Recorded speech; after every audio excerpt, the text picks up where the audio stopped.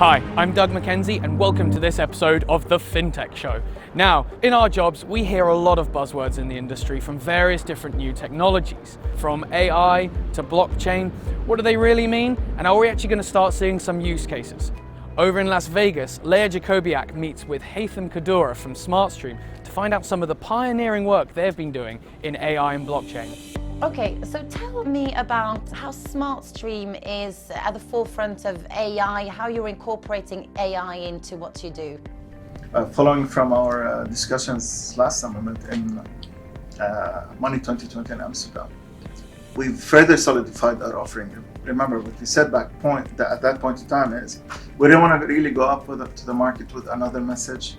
We're not somebody playing with AI. We have 40 years of history in this fintech space. We thought that it would be much more prudent, given our reputation and relationships with our clients, that we come up with something solid. So when we announced AI, a few banks approached us to JV with them on testing the technology, how would it apply to them.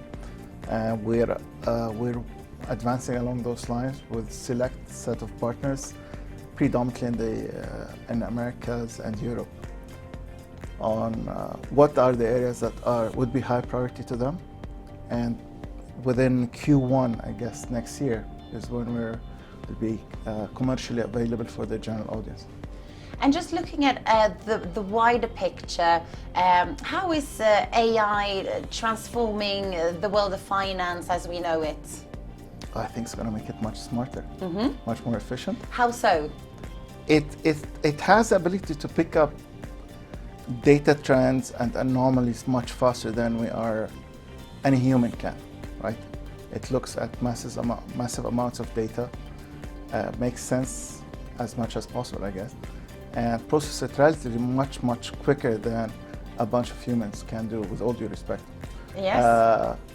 And that makes the banks much more responsive to addressing whether their own regulatory requirements, their feedbacks to clients, and all their stakeholders effectively, right? And looking at blockchain as well, how is that part of your business? Oh, that's going to be another. I think that's going to be a quantum shift in what we do. We realize a lot of our solutions reside with client groups. So one of the solutions we're looking at is currently running at 20 institutions, well embedded in their operation, but it's on premise. So what we are going to do is start with bringing those into a blockchain environment. So we have the audience, we have the technology, we have the reputation.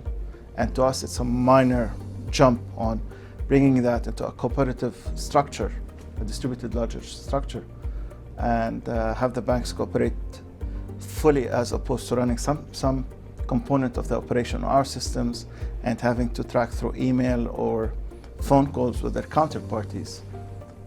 When everybody's on the same blockchain, then it's much easier to validate, verify, and cross-check. And is AI going to help set you guys aside from the stiff competition that's out there? I don't think there's a lot of competition. There's a lot of hype. Yeah.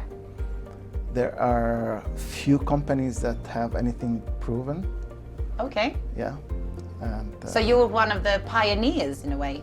We have a 40-year track record. We're not, sorry, again, with all due respect, we're not a bunch of guys that sat in our garage and came out with a solution. Sure. We have over 2,000 financial institutions relying on our solution.